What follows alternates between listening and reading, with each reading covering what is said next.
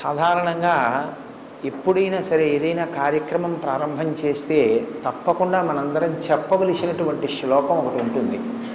ఏదైనా ఒక పెద్ద కార్యాన్ని ప్రారంభం చేసే ముందు, ఆ రోజు దినచర్యని ప్రారంభం చేసే ముందు పూజా కార్యక్రమంలో మొట్టమొదటి పూజలో మొదట చెప్పవలసిన శ్లోకం సుముఖశ్చైకదంతశ్చ కపిలో గజకర్ణకః లంబోదరశ్చ వికటో విఘ్నరాజో వినాయకః ధూమకేతుర్గణాధ్యక్ష ఫాలచంద్రో గజాననః వక్రతుండ శూర్పకర్ణో హేరంబ స్కందపూర్వజః షోడశైతాని నామాని ఎప్పటే చునియాదపి విద్యారంభే వివాహే చ ప్రవేశే నిర్గమే తథా సంగ్రామే సర్వకార్యేషు విఘ్నస్తస్య న జాయతే.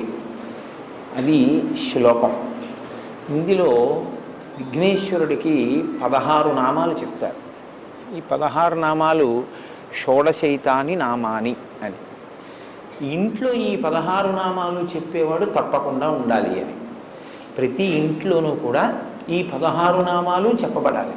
చెబితే మిగిలిన వాళ్ళు వినాలి. అంటే ఈ శ్లోకాన్ని ప్రతిరోజు పైకే చదవాలి అని గుర్తు. ఇంట్లో మిగిలిన వాళ్ళు దీన్ని చదవలేరు అంటే ఇంటి యజమాని దీన్ని పైకి చెప్పాలి. చెప్తే మిగిలిన వాళ్ళు వినవలసి ఉంటుంది. కనీసం ఏమిటంటే పూజ ప్రారంభం అవుతోంది అంటే వెళ్ళి అక్కడ నిలబడడం కష్టం కాదుగా. పూజ మధ్యలో ఏదైనా అంగం అంటే మాకు తెలియదండి, ఆ సమయానికి ఏదో పనిలో ఉంటాం, ఎలా పెడతాం అనొచ్చు. పూజ ప్రారంభం చేసి ఘంటారామం చేయగానే వెళ్ళి అక్కడ నిలబడడం పెద్ద విశేషం ఏం కాదు. కాబట్టి ప్రతిరోజు మనం ఈ 16 నామాలు చెప్పాలి. కనీసంలో కనీసం పెద్దలు చెప్తున్నప్పుడు వినాలి. 21 కదా విఘ్నేశ్వరుడికి అన్ని పూజకి వాడబడేటటువంటి సంఖ్య. మరి ఈ శ్లోకం దగ్గరికి వచ్చేటప్పటికి 16 అన్నమాట ఎందుకు వాడారు? షోడశైతాని నామాని. 21ని 16 ఎందువల్ల చేయవలసి వచ్చింది అంటే షోడశకళా ప్రపూర్ణుడు చంద్రుడు. చంద్రుడికి 16 కళలు. 16 కళలు చంద్రుడికి ఉంటే మనిషి జీవితం కూడా షోడశ సంస్కారములతో ఉంటుంది. చిట్ట చివరి సంస్కారం అంత్యేష్టి సంస్కారం. 16 సంస్కారములు నడుస్తాయి మనిషికి. పుట్టుకకి పూర్వం తల్లి గర్భంలో ప్రవేశించినప్పుడు జరిగేటటువంటి సీమంతము అంటుంటారు. కానీ అసలు నిజానికి అది సీమన్నతోత్సవము అని చెప్పి ఆ పాపట భర్త తీస్తాడు. ఆ పాపట భర్త తీసేటటువంటి ఉత్సవానికి ఆ పేరు. అక్కడ ప్రారంభం చేసి శరీరం పడిపోయిన తరువాత చేసేటటువంటి అంత్యేష్టి సంస్కారంతో 16 నడుస్తాయి. మీరు ఎప్పుడైనా ఎవరికైనా అభ్యున్నతిని కోరుకున్న వారైతే ఇవి 16 అడుగుతారు. ఈ 16 ధర్మ, అర్థ, కామ, మోక్ష, భక్తి, జ్ఞాన, వైరాగ్యములు. ఇక్కడికి 7. దీర్ఘాయుర్దాయం. దీర్ఘాయుర్దాయంతో పాటుగా రోగాలు లేనటువంటి ఆరోగ్యంతో కూడినటువంటి జీవితం, సంపద కలిగి ఉండడం, సంపద అభివృద్ధి చెందడం, అభివృద్ధి చెందినది స్థిరత్వాన్ని పొందడం, దీనితో పాటు ఆ యజమాని వీర్యమును పొంది ఉండడం, అంటే కదిలిపోకుండా ఉండగలిగినటువంటి స్థితి, విజయాన్ని పొందడం, తలపెట్టిన కార్యాలు విజయవంతం అవుతూ ఉండడం, పుత్రపౌత్రాభివృద్ధిని చూడగలగడం, అంటే కొడుకుల్ని మనవల్ని కూడా చూడాలి. కులదేవతని మీరు ఎవరిని అర్చన చేస్తున్నారో వారు ఆ యజమాని యందు ప్రీతి చెంది వారిని అనుగ్రహించుగాక. ఈ 16 సిద్ధించడానికి ఏవి విఘ్నాల రూపంలో అడ్డొస్తున్నాయో, ఏవి ప్రతిబంధక రూపంలో వస్తున్నాయో వాటిని తొలగించి ఈ 16ంటిని సిద్ధింపజేయగలిగినటువంటి వాడు గణపతి. కాబట్టి 16 నామములు చెప్పినప్పుడు మొట్టమొదటి నామంతో ఆయన ఏమని పిలుస్తున్నాం? సుముఖ. సుముఖ అంటే మంచి ముఖమున్నవాడు. సంస్కృతంలో ముఖము అన్న మాటకి నోరు అని కూడా అర్థం. సుముఖ అంటే మంచి ముఖం. ముఖము ఎప్పుడు వస్తుంది? పుట్టుకతో వస్తుంది. విఘ్నేశ్వరుడు యొక్క పుట్టుక ఎలాగా? ఆయన పుట్టుక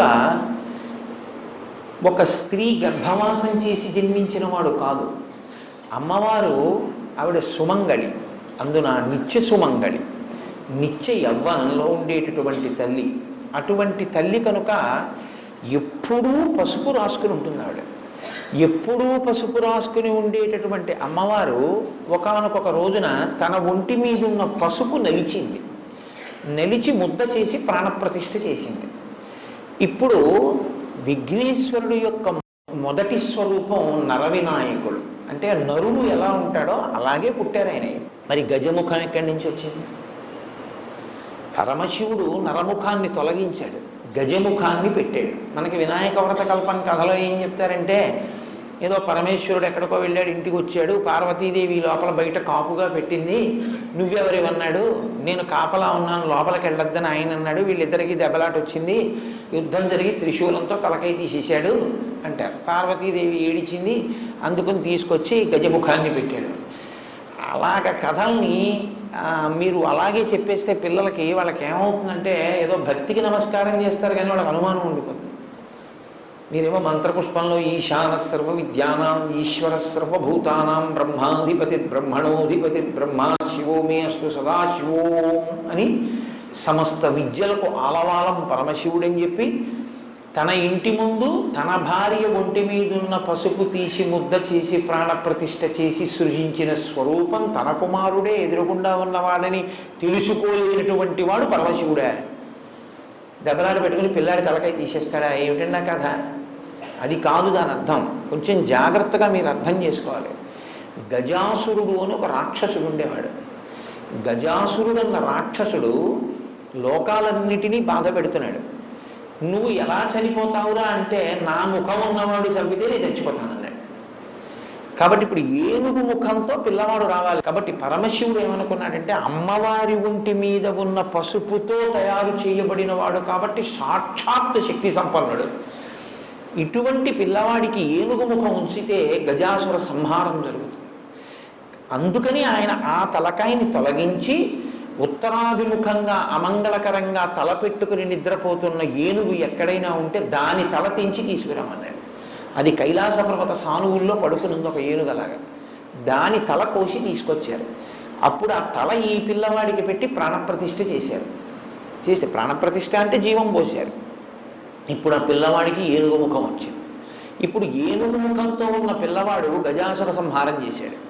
గజాసుర సంహారం చేశాడు కాబట్టి మీరు నేను సంతోషంగా ఉండగలుగుతున్నాం. వాడు అంత ప్రమాదకరమైన వ్యక్తి ఆ గజాసురుడు. కాబట్టి సుముఖ, మంచి ముఖం ఉన్నవాడు అంటే ఏమిటి దాని అర్థం? ఆయన ఆ ముఖాన్ని లోకం కోసం ఉంచుకుని గజాసుర సంహారం చేసి మిమ్మల్ని నన్ను రక్షించినటువంటి వాడు. కాబట్టి అసలు ఆ ముఖం ఉంచుకోవడమే మన కొరకు తప్ప, లేకపోతే అసలు ఆయన ముఖం అది కానీ కాదు. మనందరిలాగే ఆయన నరముఖంతో చాలా అందంగా కూర్చుని ఉండేవాడు.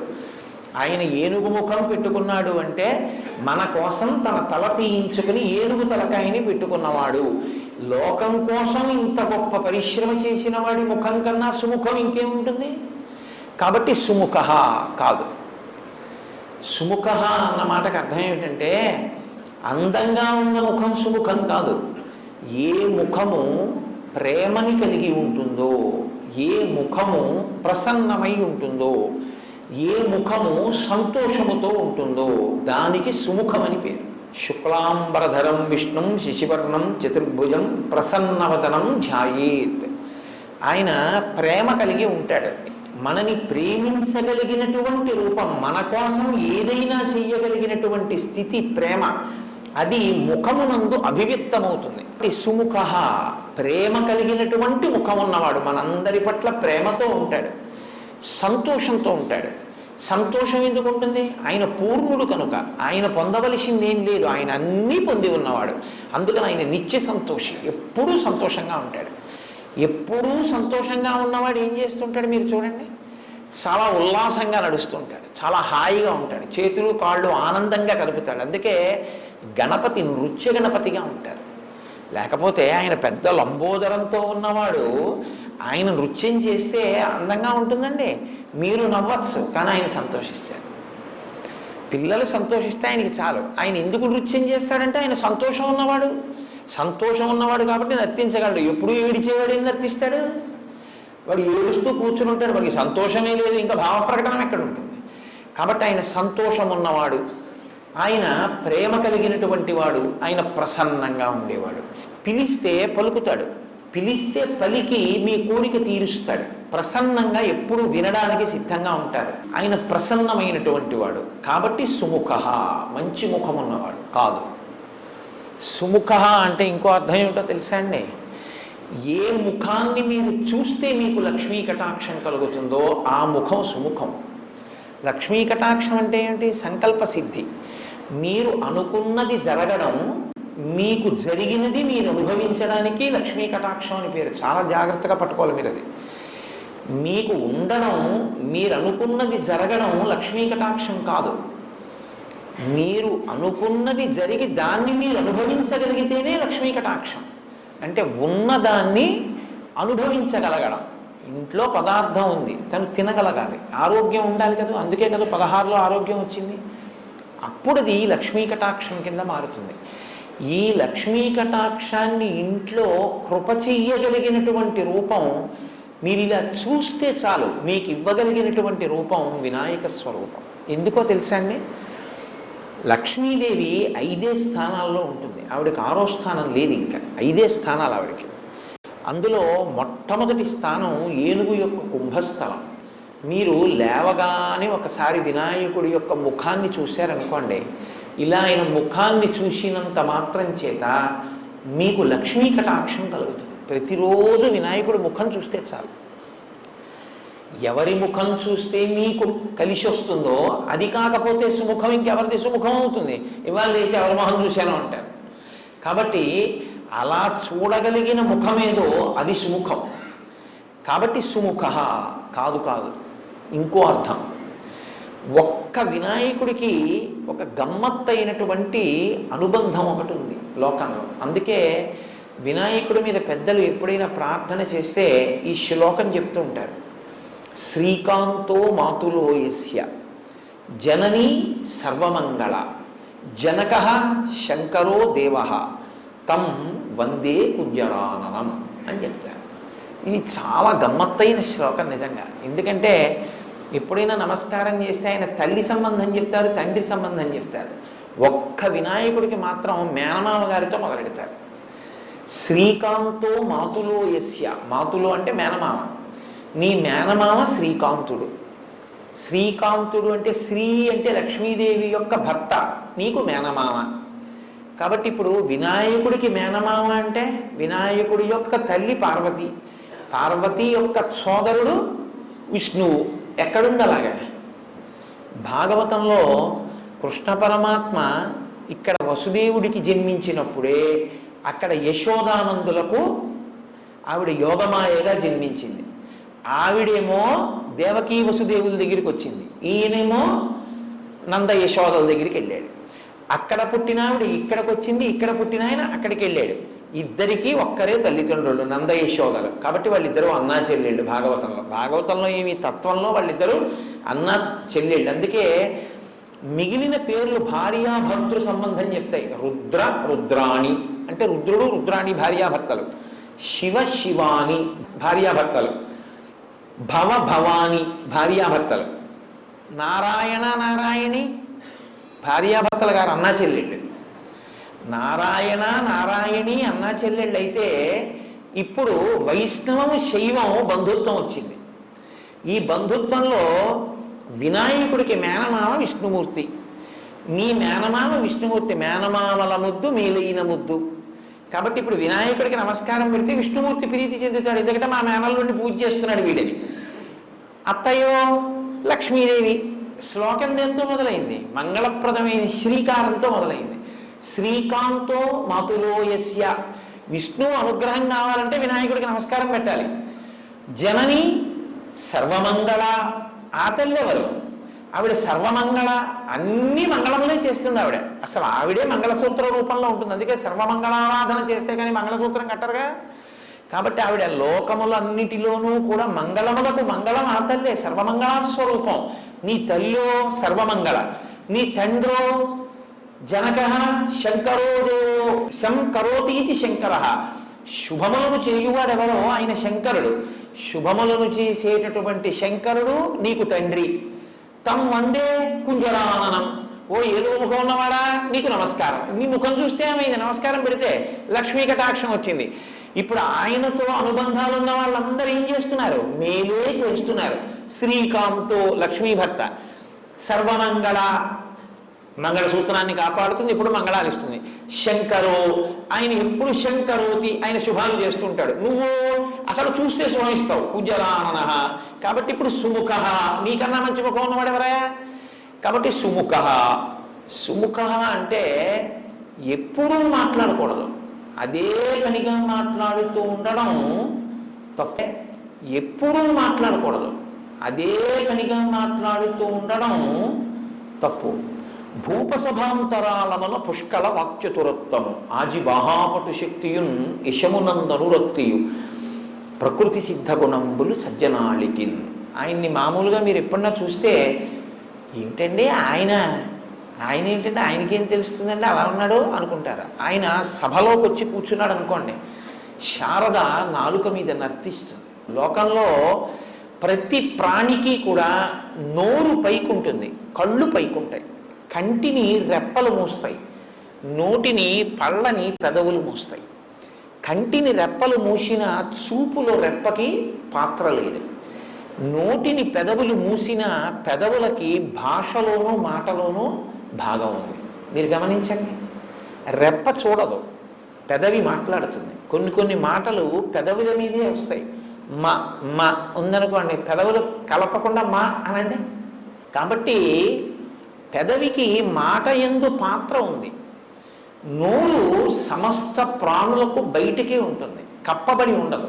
కానీ మీరు పెద్దలతో మాట్లాడుతున్నారు అనుకోండి, ప్రత్యేకించి గురువు గారితో మాట్లాడుతుంటే ఎప్పుడూ నోటిని ఇలాగే ఉంచి మాట్లాడకూడదు. ఎందుకంటే అలా మాట్లాడితే గబుక్కుని మీ నోటి తుంపర ఆయన మీద పడిందంటే మహాపచారం కిందకు వస్తుంది. అందుకని ఇలా పెట్టుకుని ఉండాలి, ఇలా పెట్టుకుని ఉండి మాట్లాడాలి. హనుమ ఎప్పుడు రాముడి దగ్గర ఇలా ఉంటారు, ఆజ్ఞాపాలక హనుమ అని, ఎక్కువ మాట్లాడరు.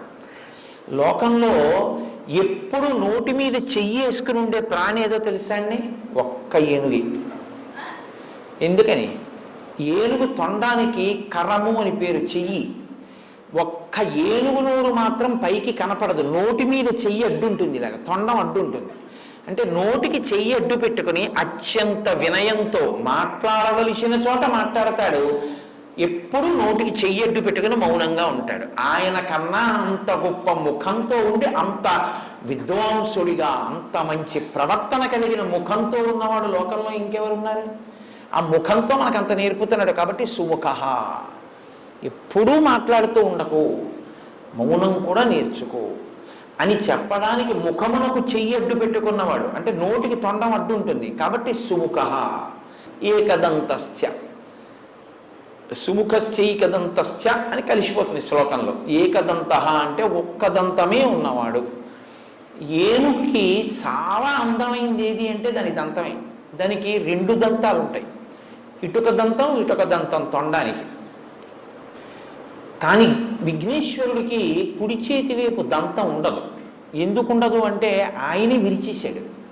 ఎందుకు విరిచేశారు అంటే మహాభారత రచన చేయవలసి వచ్చింది. వ్యాసుల వారు, నేను వేగంగా శ్లోకాలు చెప్పేటప్పుడు రాయగలిగినటువంటి సమర్థుడెవరు అని అడిగారు. విఘ్నేశ్వరుడు రాస్తాడన్నారు.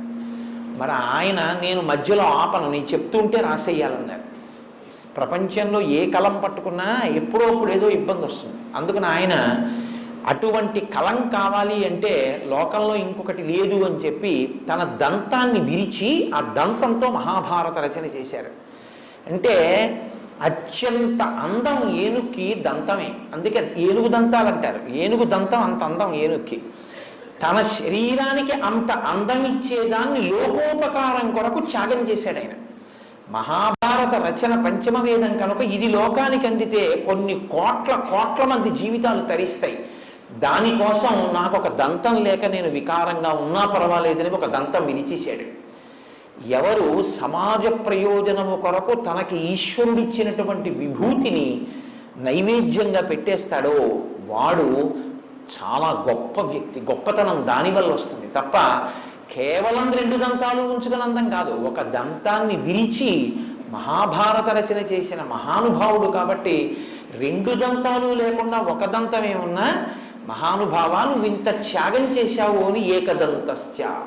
ఒక దంతం ఉండి మమ్మల్ని ఉద్ధరించినవాడా, పంచమవేద రచన యందు సాయపడినవాడా? లేదు. ఇంకో అర్థం ఏమిటో తెలుసా అండి? గజముఖాసుర సంహారం చేసినప్పుడు ఎన్ని అస్త్రములను ప్రయోగించినా ఆయన మరణించలేదు. అప్పుడు తన దంతాన్ని విరిచి అభిమంత్రించి విడిచిపెట్టారు వినాయకుడు. దానికి పడిపోయాడు. కాబట్టి తన దంతంతో గజముఖాసురుణ్ణి వధించినవాడు కనుక ఏకదంతశ్చ సుముఖశ్చైకదంతశ్చ కపిలో. కపిలో అంటే ఎర్రటి వర్ణమున్నవాడు అని బాహ్యార్థం. కేవలం ఎర్రటి వర్ణం ఉన్నవాడు అంటే బాగా ఎరుపు కాదు. ఎరుపు అంటే మీరు ఏదో రక్తం ఎలా ఉంటుందో మరీ ముద్ద కట్టినటువంటి ఒక ఎర్ర మందారం ఎలా ఉంటుందో అటువంటి ఎరుపు చెప్పకూడదు. నలుపు జీరతో కూడిన ఎరుపు చెప్పాలి. అంటే దాన్ని కొంచెం మీకు అర్థమయ్యేటట్టుగా అనాలంటే డల్ రెడ్ అనొచ్చు. బాగా ప్రకాశవంతంగా ఉన్న ఎరుపు కాదు, తిలకం కుంకం అటువంటిది కాదు. కొంచెం తక్కువ స్థాయిలో ప్రకాశించేటటువంటి ఎరుపు. ఇప్పుడు ఈ ఎరుపు ఎక్కడది అని అడిగారు వినాయకుడికి. ఎందుకంటే ఎప్పుడు ఆయన్ని చెప్పినా ఆయన తెల్లగా ఉన్నాడని చెప్తాం. శుక్లాంబరధరం విష్ణుం శశివర్ణం చతుర్భుజం అని, చంద్రుళ్ళ తెల్లగా ఉంటాడు అని. మరి కపిలో ఎర్రటి రంగున్నవాడు అని ఎక్కడి నుంచి వచ్చింది ఆయనకి అంటే, ఆయన ఒక మహారణ్యంలో గజముఖాసుర సంహారం చేసినప్పుడు ఆ గజముఖుడితో పోరాడి ఆయన్ని సంహరించినప్పుడు నరసింహస్వామి వారు హిరణ్యకశిపుడి యొక్క రక్తంతో ఎలా తడిశారో అలా ఆయన కూడా నిత్తుటితో తడిశారు. ఆ నిత్తుటితో తడిసినప్పుడు తెలుపు మీద వచ్చి పడ్డ ఎరుపు వల్ల ఏర్పడినటువంటి మందమైన ఎరుపు రంగుతో ప్రకాశించినటువంటి స్వరూపం కపిలః. లోకం కోసం అటువంటి కాంతి పొందినవాడు కాదు. ఆ కపిల రూపం లోకానికో ధర్మాన్ని నేర్పింది. ఏమిటో తెలుసా అండి? ఈశ్వరుడికి కర్మయందు దోషం ఏమి ఉండదు. ఆయన లోకం కోసం ఒక కర్మ చేస్తాడు తప్ప పాంచభౌతిక శరీరంతో వచ్చి కర్మ అనుభవించడానికి వచ్చి పుణ్యపాపములు అనేటటువంటి కట్టుబాటుకి లొంగి చేసేవాడు కాదు. అయినా ఆయన తండ్రి గారిలాగే మర్యాదస్తుడు, పరమశివుడిలాగా. గజముఖాసుర సంహారం చేసిన తరువాత ఆయనకి బ్రహ్మహత్యా పాతకం వచ్చింది అన్నాడు. నిజంగా వస్తుందా? ఏం రాదు. కానీ లోకంలో ఒక బ్రాహ్మణ స్వరూపంతో ఉన్నవాడు రాక్షసుడైనా బ్రహ్మరాక్షసుడైనా ఆయన్ని చంపడం వల్ల తనకి దోషం వచ్చింది కాబట్టి తొలగించుకోవడానికి రావణ సంహారం చేసిన తర్వాత రామచంద్రమూర్తి రామేశ్వరంలో శివలింగ ప్రతిష్ఠ చేసినట్టు ఈయన కూడా ఒకానొక చోట గజముఖేశ్వరుడు అని పేరు కలిగినటువంటి శివలింగ ప్రతిష్ఠ చేశారు. అలా శివలింగ ప్రతిష్ఠ చేసి లోకానికి ఒక ధర్మాన్ని నేర్పారు. మహాపాతకం నశించాలి అంటే శివలింగ ప్రతిష్ఠ చేయడం వినా లోకంలో ఇంకో మార్గం లేదు అని నేర్పినటువంటి వాడు కపిల స్వరూపంతో. కాబట్టి సుముఖశ్చైకదంతశ్చ కపిలో గజకర్ణకః. గజకర్ణకః అంటే ఏనుగు యొక్క చెవులు. అదేమిటండి? ఏనుగు ముఖం ఉన్నవాడికి ఏనుగు చెవులు, కాకపోతే ఏనుగు ముఖం ఉన్నవాడికి పిల్లి చెవులు ఎందుకు ఉంటాయి?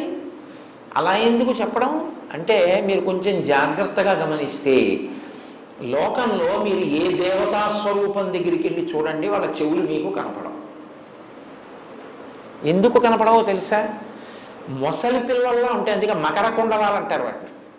ఇలా మొసలి పిల్ల ఎలా ఉంటుందో అలా ఇంతంత ఆభరణాలు ఇలా పెట్టేసుకుంటారు. మీరు ఏ దేవతా స్వరూపం దగ్గరికి వెళ్ళండి, ఇక్కడ పెట్టుకోవు దేవతా స్వరూపాలు. ఈ చెవులు ఇలా కప్పేస్తాయి. కప్పేస్తే మీరు చూడండి, మీరు వచ్చి ఏదో మాట్లాడుతున్నారు అనుకోండి, నేను ఇలా పెట్టుకుని ఉన్నాను అనుకోండి. పెట్టుకుని ఉంటే మీరు ఏమంటారు? వింటున్నాడో వింటలేదో, ఏమిటో అలా ఉన్నాడు, మరి చెవులోకి వెళ్ళిందో లేదో నేను చెప్పింది అని. ఏ దేవతా స్వరూపం దగ్గరికి వెళ్ళినా మీకు అనుమానం ఉంటుంది. ఒక్క వినాయకుడి దగ్గర ఉండదు. ఎందుకో తెలుసా? కప్పబడని చెవులు ఉన్నవాడు ఆయన ఒక్కడే. ఏనుగు ముఖమున్నవాడివే కాదు, ఏనుగు చెవులు ఉన్నవాడివి. ఎందుకో తెలుసా? మేము ఏదన్నా చెప్తే వినపడుతోంది అనడానికి నువ్వు ఒక్కడివే బాగా మాకు నమ్మకస్తుడివి. ఎందుకంటే చెవులు కప్పవు, చక్కగా కదులుతుంటాయి కూడా. అందుకని ఎప్పుడు వింటూ ఉంటావు మేము చెప్పేటటువంటివి. కాబట్టి గజకర్ణకః, అటువంటి చెవులున్నవాడా నీకు నమస్కారం. లంబోదరశ్చ, లంబోదరుడు అంటే చాలా పెద్ద కడుపున్నవాడు కాదు, వ్రేలాడుతున్న కడుపున్నవాడు. వ్రేలాడుతున్న కడుపు ఉండడం అంటే ఇలా అర్ధవృత్తాకారంగా ఇలా పెరిగినటువంటి కడుపు. ఇప్పుడు మీరు ఇలా మీకు వృత్తాకారం కనపడుతోంది అంటే దానికి ఇటు కూడా వృత్తాకారం ఉంది అనుకుంటే అదొక పూర్ణాకారంతో ఉందన్నమాట. నిండు సున్న ఎలా ఉంటుందో అలా ఉంటుంది. ఇప్పుడు ఈ లంబోదరం ఎందుకుందో తెలుసా అండి ఆయనకి?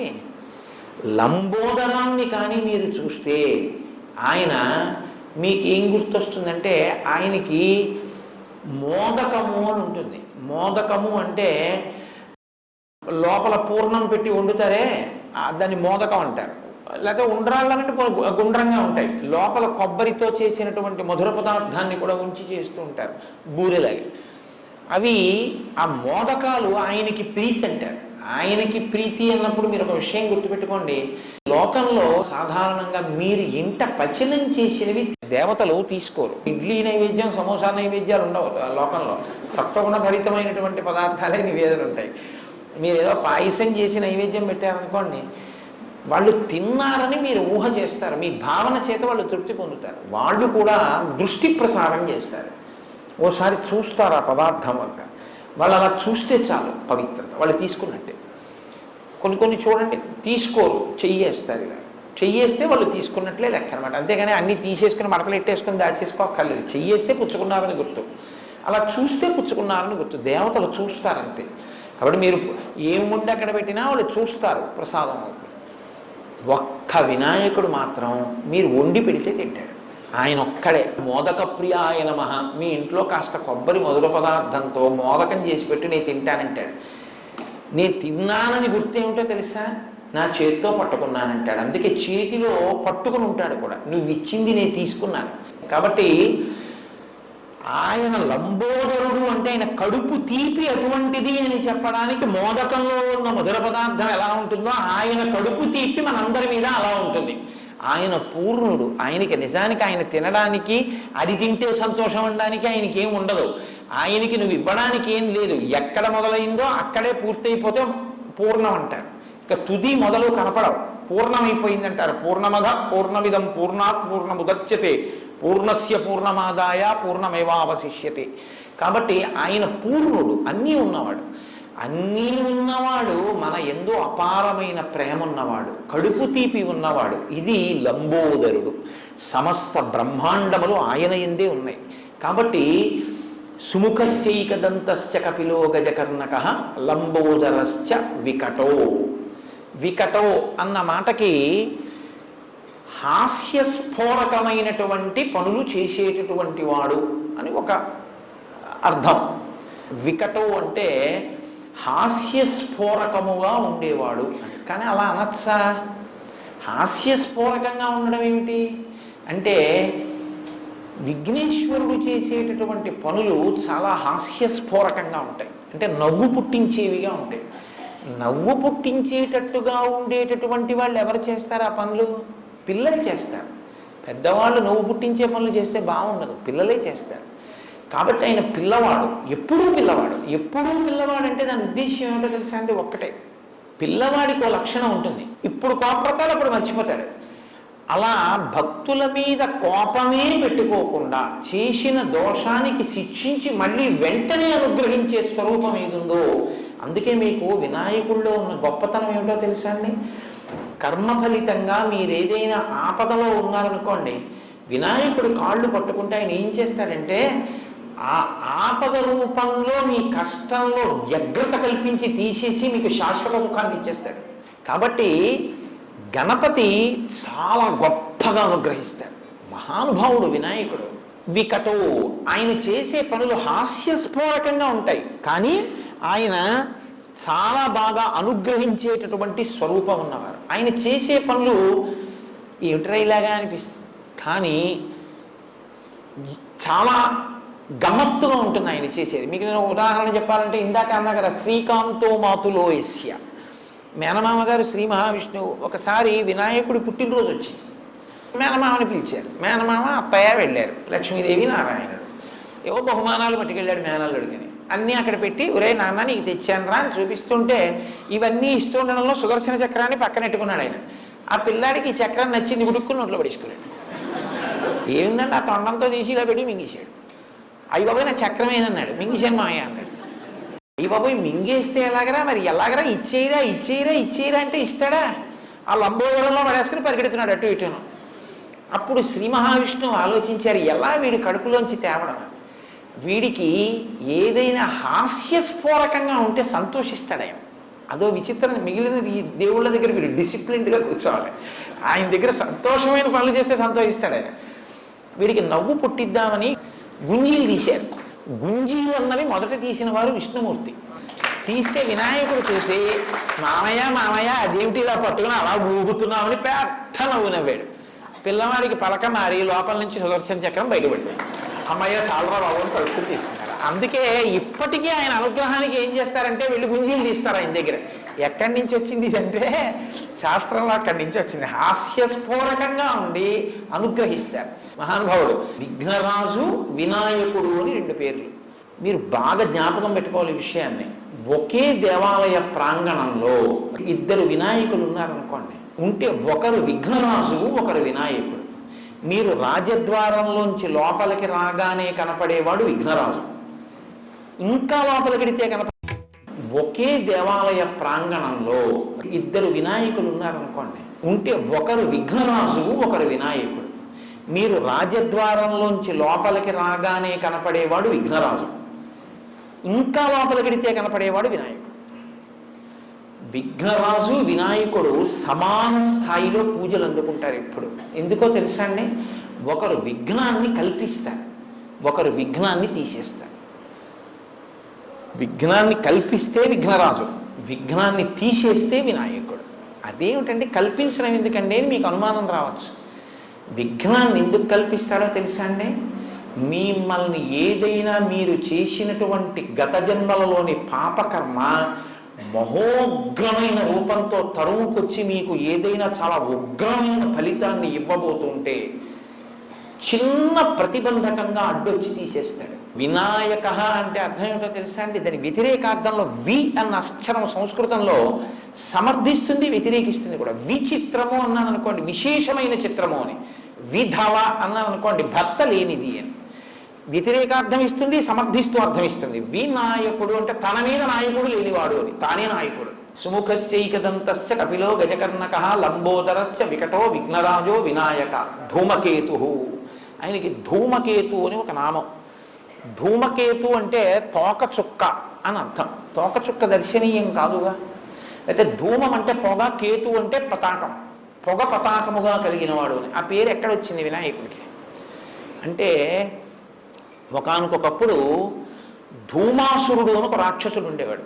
ఆయన ఏమిటంటే విషపు వాయువుల్ని అందరి మీదకి పంపి చంపుతూ ఉండేవాడు. ఆయనకు అదో శక్తి. ఆయన గురించి ఎందుకంటే ఇప్పుడు మనం పాయిజనస్ గ్యాసులు విడిచిపెట్టుకోవట్లేదు కాబట్టి ఆయన అలా చంపుతూ ఉండేవాడు. ఒకానొకప్పుడు ఆయనకి జ్యోతిష్కులు ఒక మాట చెప్పారు, నిన్ను చంపేవాడు పక్క రాజ్యపు రాజుగారి భార్య కడుపున పుడుతున్నాడు. ఈయన రాక్షసుల్ని పంపించాడు ఆ రాణిగారిని చంపేమని. ఈయన గూఢచారక్కడికి వెళ్ళేటప్పటికి పాపం ఆ రాజు రాణి ఏకశయ్యాగతులై ఉన్నారు. వాళ్ళని చూస్తే జాలేసింది ఆయనకి. చాలా అమాయకంగా ఉంది ఆవిడ, గర్భిణి. అయ్యో ఈవిడ్ని చంపేయడం ఏమిటని ఆ తల్పాన్ని తల్పంగా తీసుకెళ్ళి అరణ్యం మధ్యలో వదిలిపెట్టేశాడు. ఇది రాక్షసుడికి తెలిసింది. ఈలోగా వాళ్ళు తెల్లవారు లేచేటప్పుడు అడవిలో ఉన్నారు ఆ రాజదంపతులు. వాళ్ళు వెంటనే వినాయకుడిని ప్రార్థన చేశారు, ఈశ్వరా నువ్వు కాపాడి మమ్మల్ని కృప చేయని. వెంటనే ఆవిడ కడుపులోంచి పిల్లవాడి రూపంలో విఘ్నేశ్వరుడు వచ్చి ఆవిడ తొడ మీద కూర్చున్నాడు. ఈ రాక్షసుడు ధూమాసురుడు వాళ్ళిద్దరినీ చంపుదామని చంపలేదు గూఢచారం తెలుసుకుని అడవి మధ్యలోకి వెళ్ళాడు. వెళ్ళి ఆ విషపు గాలిని తన అస్త్రంగా ప్రయోగించాడు. వినాయకుడు అలాగే కూర్చుని అదంతా తను పుచ్చేసుకున్నాడు. పుచ్చేసుకుని మళ్ళీ కొత్తగా అస్త్రం ఎందుకు ప్రయోగించడం అని ఈ పుచ్చుకున్న విషపు గాలిని తిరిగి ఆయన మీదకి ప్రయోగించాడు. ఆయన తిరిగి ప్రయోగిస్తే ఆ రాక్షసుడు మరణించాడు. కాబట్టి ధూమమును కేతముగా అంటే తన యొక్క జెండాగా కలిగి ధూమాసురుణ్ణి చంపినవాడు కాబట్టి ధూమకేతు. కాబట్టి సుముఖశ్చైకదంతశ్చ కపిలో గజకర్ణక లంబోదరశ్చ వికటో విఘ్నరాజో వినాయక ధూమకేతుర్గణాధ్యక్ష. గణాధ్యక్ష అంటే గణము అంటే ఒక సంఘము అని. ఏదో జంతు గణము అన్నాను అనుకోండి, జంతువులన్నీ అందులోకి వస్తాయి. మనుష్య గణము అన్నాను అనుకోండి, మనుష్యులందరూ అందులోకి వస్తారు. దేవతాగణములు అన్నాను అనుకోండి, దేవతలందరూ అందులోకి వస్తారు. ఆయా సమూహములు అని. ఆయన గణపతి అంటే గణములకు పతి. ఎన్ని గణములు ఎన్ని సమూహములు ఈ లోకంలో ఉన్నాయో అన్నిటికీ పతి అంటే పొందబడవలసిన వాడు అని. పతి అంటే ఆయనని పొందుతుంది స్త్రీ, దాంతో పరిపూర్ణత్వాన్ని సాధించుకుంటుంది పతిని పొంది. కాబట్టి ఆయన వలన పూర్ణత్వాన్ని పొందుతుంది, బిడ్డల్ని పొంది. మనమందరం ఆ పతి మనకి గతి, ఆయన్ని మనం పొందుతాం. గణములన్నిటికీ లోకంలో ఉన్న సమస్త భూతముల చేత పొందబడవలసిన వాడు ఆయనే, కాబట్టి ఆయన గణపతి. కాబట్టి విఘ్నరాజో వినాయక ధూమకేతుర్ గణాధ్యక్ష ఫాలచంద్రో. ఫాలచంద్రో అంటే పరమశివుడు ఎలా తన కిరీటం మీద ఆ శిరస్సు మీద చంద్రమౌళి అంటారు, తదియనాటి చంద్రబింబం ఎలా ఉంటుందో అటువంటి చంద్రరేఖని ధరిస్తాడో, ఈయన కూడా చంద్రరేఖని ధరించేటటువంటి స్వరూపం ఉన్నవాడు. వినాయకుడే ఒకానొకప్పుడు చంద్రుణ్ణి ఆయన్ని చూసి నవ్వాడని, నిన్ను చూసిన వాళ్ళందరూ అపనిందల పాలవుతారంటే చూసిన వాళ్ళందరూ తిడుతుంటే చంద్రుడు సముద్రంలో పడిపోయాడు, మళ్ళీ క్షీరసాగర మండలంలో పైకి వచ్చాడు.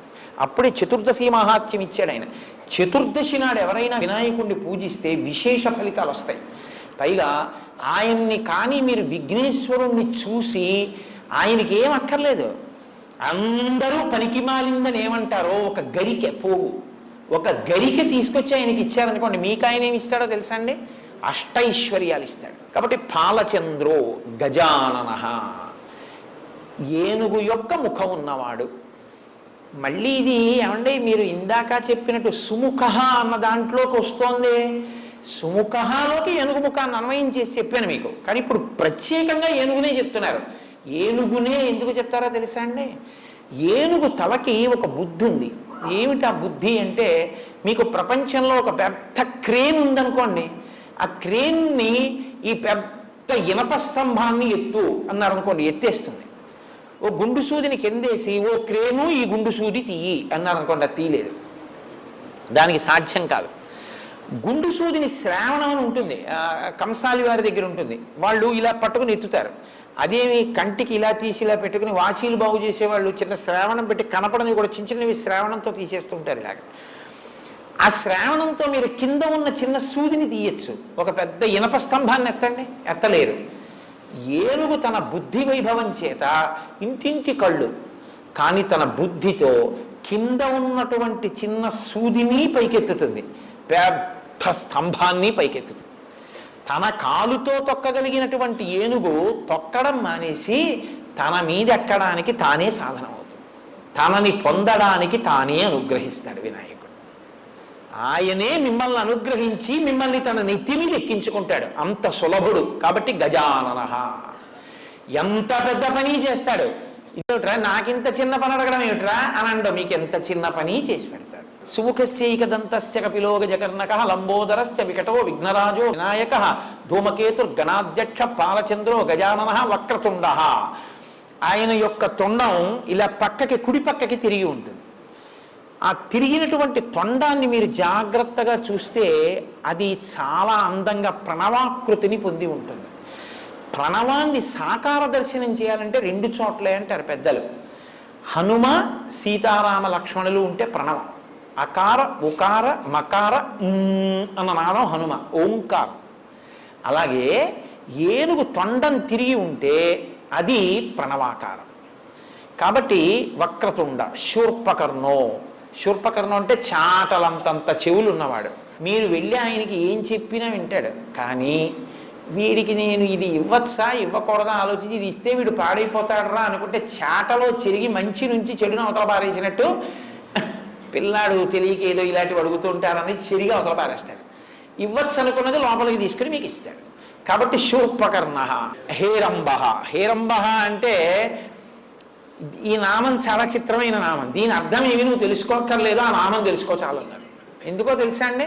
హేరంబ అంటే అదేదో చాలా గొప్పగా లేదు, సంతోషంగా లేదు అసలు ఆ పేరు.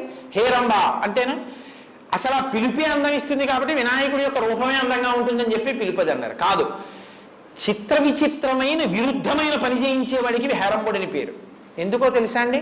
5 ఏనుగు ముఖాలతో ఉండి సింహం మీద కూర్చునేవాడికి హేరంబుడని పేరు.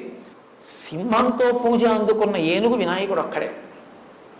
ఏనుగు సింహం కల్లోకి వస్తే చచ్చిపోతుంది, సింహంతో పూజ చేయించుకున్న ఏనుగు వినాయకుడు ఒక్కడే. స్కందపూర్వజ, అబ్బో ఏమి నామం అండి ఈ నామం. స్కందపూర్వజ అని ఎవరిని పిలవరు అలాగా. బలానా ఆయన అన్నగారంటే గౌరవం కాదు, బలానా ఆయన తమ్ముడు అంటే గౌరవం కదండి. సుబ్రహ్మణ్యుడిని ఏమనాలి? వినాయకుడు తమ్ముడండి అనాలి. అంటే అప్పుడు వినాయకుడికి గౌరవం. అంతేగాని సుబ్రహ్మణ్యుడు అన్నయ్య గారండి అన్నారు అనుకోండి, ఇప్పుడు ఈయన గౌరవం ఏమైనట్టు? ఈయన పనికి మాలినవాడు, ఆయన గొప్పవాడు అయినట్టు అయింది కదా. మరి అలా పిలవచ్చా? అలా పిలిస్తే ఆయనకు అమర్యాద కాదండి. సుబ్రహ్మణ్యుడి పుట్టుక, సుబ్రహ్మణ్యుడి బ్రహ్మచర్యం, సుబ్రహ్మణ్యుడి పెళ్లి, సుబ్రహ్మణ్యుడి సన్యాసాశ్రమం ఈయనే నిర్ణయించారు. అందుకని తమ్ముడి ఉన్నతిని నిర్ణయించిన అన్నగారు కాబట్టి స్కంద పూర్వజ. ఈయన గొప్పతనం వల్ల ఆయనకు ఆ 4 దక్కి. ఎలా అంటారేమో, ఒక్క వాక్యంతోనే చెప్పేస్తా, గుర్తుపెట్టేసుకోండి. ఆయన విఘ్నేశ్వరుడు పుట్టి ఒక పదవిని అందుకోలేదు. ఎందుకంటే తారకాసురుడు వరం అడిగాడు, పార్వతీ పరమేశ్వరులకు పుట్టినటువంటి బిడ్డడు. పార్వతీ పరమేశ్వరుల యొక్క సంయోగం లేకుండా, స్త్రీ పురుష సంయోగం లేకుండా పుట్టినటువంటి పార్వతీ పరమేశ్వరుడి యొక్క పుత్రుల చేత నేను వధింపబడతాను. వినాయకుడు ఉన్నాడుగా అప్పటికి, మరి ఈయన చేయొచ్చుగా పట్టాభిషేకం. కానీ ఈయన ఏం చేశారో తెలుసా అండి? అప్పుడప్పుడు మళ్ళీ ఇదే విభూతి, ఇదే తేజస్సు అమ్మా నాన్నల కలయిక ఎందుకు కూడా వచ్చారు. ఎందుకు వచ్చారో తెలుసా? తాను అలా వస్తే తర్వాత పుట్టేవాడికి సైన్యాధ్యక్షం పదవి వస్తుందని వదిలేశారు తమ్ముడికి. తమ్ముడికి పుడుతూనే సైన్యాధ్యక్ష పదవి ఇప్పించడానికి తాను మాత్రం అమ్మా నాన్న కలయికలో పుట్టినట్టు వచ్చారు. అదేంటండి, ఇందాక మీరే కదా పార్వతీదేవి పసుపుకు పుట్టాడన్నారు, మళ్ళీ ఇప్పుడు కలయికకు పుట్టాడంటున్నారు. మీరు చెప్పేది మీరే ఖండిస్తున్నారు కదా. మీరు లలితా సహస్రనామ స్తోత్రం చూడండి. కామేశ్వర ముఖాలోక కల్పిత శ్రీ గణేశ్వర. ఆ భండాసురుడు విఘ్నయంత్రం వేశాడు. అమ్మవారు ప్రీతితో పరమశివుడి వంక చూసింది. ఇద్దరి చూపులు అనురాగంతో కలుసుకున్నాయి. వినాయకుడు పుట్టాడంటే చూపులో ఏదో ఒకటి ఇద్దరి కలయిక ఉందా లేదా? ఇద్దరి కలయికతో పుట్టాడు కాబట్టి సైన్యాధ్యక్ష పదవి తీసుకుని తారకాసుర సంహారం చేయడానికి పనికిరాడు. అలా తనకి తాను చేసుకుని తమ్ముడికి పదవి ఉంచడం కోసమని తన పదవి పుట్టుకోకుండా వదిలేశాడు. ఇప్పుడు ఆయన పుట్టాడు. పుట్టగానే ఆయనకు ఆ పదవి ఇప్పించేశాడు, సైన్యాధ్యక్ష పదవి అయిపోయింది. కాబట్టి ఇప్పుడు స్కందుడికి సైన్యాధ్యక్ష పదవి వచ్చింది అంటే విఘ్నేశ్వరుడి వల్లే వచ్చింది. తమ్ముడు వల్లిని పెళ్లి చేసుకుందాం అనుకున్నాడు. వల్లి విష్ణుమూర్తి యొక్క కూతురే, కానీ ఆవిడ ఒక గిరిజన నాయకుడు, అంటే ఒక కోయవాడి కూతురుగా అడవిలో తిరుగుతోంది. ఆవిడ యందు మనసపడ్డాడు సుబ్రహ్మణ్యేశ్వర స్వామి. ఈయన ఎంత అడవికి వెళ్ళినా రోజు ఆవిడ ఈయన వంక చూసేది కాదు. ఓ రోజు ఆవిడ అడవికి వచ్చి ఏదో తేనో ఏదో సంగ్రహించుకుని వెళుతుంటే వెనక సుబ్రహ్మణ్యుడు బయలుదేరాడు, మహా అందగాడు. కానీ ఆవిడ ఈయన వంక చూడలేదు. అన్నయ్య ఏంటన్నయ్య నా ప్రారంభం, ఎంత అందరూ నా వెంట పడతారు, నేను వెంట పడినా ఈ పిల్లలు నన్ను చూడటం లేదు అన్నయ్య అన్నాడు. నీకెందుకు అబ్బాయి, నీ పెళ్లి నేను చేస్తానని ఆయన పెద్ద ఏడుగు రూపంలో వచ్చి ఆవిడ్ని తరిమాడు. ఆ వల్లి భయపడిపోయి పరిగెత్తుకుంటూ వెళ్ళి రక్షించని సుబ్రహ్మణ్యుడిని కౌగిలించుకుంది. అన్నయ్యగా అంతర్ధానం అయిపోయాడు, వల్లి కళ్యాణం అయిపోయింది. అందుకే తమ్ముడికి పెళ్లి చేసిన వాడు ఆయనే. పెళ్లి చేసింది వినాయకుడే, రాజ్యం ఇప్పించింది వినాయకుడే. పుట్టుక అలా ఉండేటట్టు, తాను ఇద్దరితో కలిస్తే పుట్టినట్టు, కలవకుండా పుట్టినట్టు సుబ్రహ్మణ్యుడికి అధికారం ఇచ్చినవాడు ఆయనే. జ్ఞానఫలం ఇస్తానరా, ఎవరు భూప్రదక్షిణం చేస్తే వాళ్ళకి ఇస్తానన్నాడు పరమశివుడు. ఆయన నెమలి వాహనం ఎక్కి వెళ్ళిపోయాడు. ఈయన పార్వతీ పరమేశ్వరుడికి ప్రదక్షిణం చేసి నించున్నాడు. ఆయన అన్నీ తిరిగి వచ్చాడు. ఊరై తల్లిదండ్రులకు ప్రదక్షిణం చేస్తే భూప్రదక్షిణం చేసినట్టే మీ అన్నయ్య మరి ప్రదక్షిణం చేసేశాడు, వాడికి ఇచ్చేస్తున్నానని జ్ఞానఫలం వినాయకుడికి ఇచ్చేశాడు. నెమలి వాహనం ఉంటే మాత్రం ఇంత తిరిగి వచ్చిన అన్నయ్యకి వెళ్ళిపోయింది, జ్ఞానఫలం ఎందుకు వచ్చింది ఇదంతా అని వైరాగ్యం వచ్చి సన్యసించి దండాయుధపాణి అని చేతిలో దండం పట్టుకుని శంకరాచార్యుల వారిలాగా ఓ కాషాయం కట్టుకుని గోచి పెట్టుకుని ఆయన వెళ్ళి ఓ క్షేత్రంలో నించున్నాడు. తమ్ముడికి సన్యాసం వైరాగ్యం వచ్చేట్టు కూడా చేసినవాడు గణపతి. అందుకని స్కంద పూర్వజ, స్కందుడి గొప్పదనాన్ని అన్నగారే నిర్ణయించాడు అన్ని విధాలా. కాబట్టి స్కంద పూర్వజ అంటేట సుబ్రహ్మణ్యుడు కూడా సంతోషిస్తాట, పార్వతీ పరమేశ్వరుడు సంతోషిస్తారట. కాబట్టి నీకు 16 అభ్యున్నతులు కలగడానికి 16 నామాలు చెప్పాం. ఇవి ఎప్పుడు చెప్తావు? ప్రవేశే నిర్గమే తథా విద్యారంభే వివాహేచ. విద్యారంభం అంటే చదువుకోవడం మొదలుపెట్టినప్పుడు అని కాదు దాని అర్థం. బ్రహ్మచర్యాశ్రమమునందు ప్రారంభంలో అంటే ఉపనయనం చేసినప్పుడు మొట్టమొదట ఈ శ్లోకం నేర్పాలి. బ్రహ్మచర్యము అంటే వేద విద్యాభ్యాసం, గురువుగారి దగ్గరికి పంపడానికి కదండి ఉపనయనం చేస్తారు. అందుకని బ్రహ్మచర్యాశ్రమమునందు మొదట ఈ శ్లోకం నేర్చుకోవాలి. వివాహేచ, గృహస్థాశ్రమంలో పెడుతూ ఇది నేర్చుకోవాలి. ప్రవేశే నిర్గమే తథా, ప్రవేశము నిర్గమము అంటే లోపలికెళ్ళి బయటికి వచ్చుట, కదలిక. అన్ని కదలికల యొక్క అనుగ్రహంగా చిట్ట చివరికి చేరవలసింది చేరిపోవాలంటే ఆయన్ని స్మరించి తీరాలి. కాబట్టి సుముఖశ్చైకదంతశ్చ కపిలో గజకర్ణకః లంబోదరశ్చ వికటో విఘ్నరాజో వినాయకః ధూమకేతుర్గణాధ్యక్ష పాలచంద్రో గజాననః వక్రతుండ శూర్పకర్ణో హేరంబ స్కందపూర్వజః షోడశైతాని నామాని ఎప్పటే శృణుయాదపి విద్యారంభే వివాహే చ ప్రవేశే నిర్గమే తదా సంగ్రామే సర్వకార్యేషు. ఇది అదేమిటబ్బాయి, నీకెవరితోనో ధర్మయుద్ధం చేయాల్సి వచ్చింది, అప్పుడు ఇదే చెప్పుకో. సర్వకార్యేషు అన్ని పనుల్లో, సంగ్రామే సర్వకార్యేషు విఘ్నస్తస్య నజాయతే, విఘ్నాలు లేకుండా ఉంటాయి. నీకన్నా వచ్చి ఉండాలి, నీ ఇంట్లో యజమానికి వచ్చి ఉంటే నువ్వు వినాలి రోజు ఈ శ్లోకం అని. అంత గొప్ప శ్లోకంలో వినాయక తత్వాన్నంతటినీ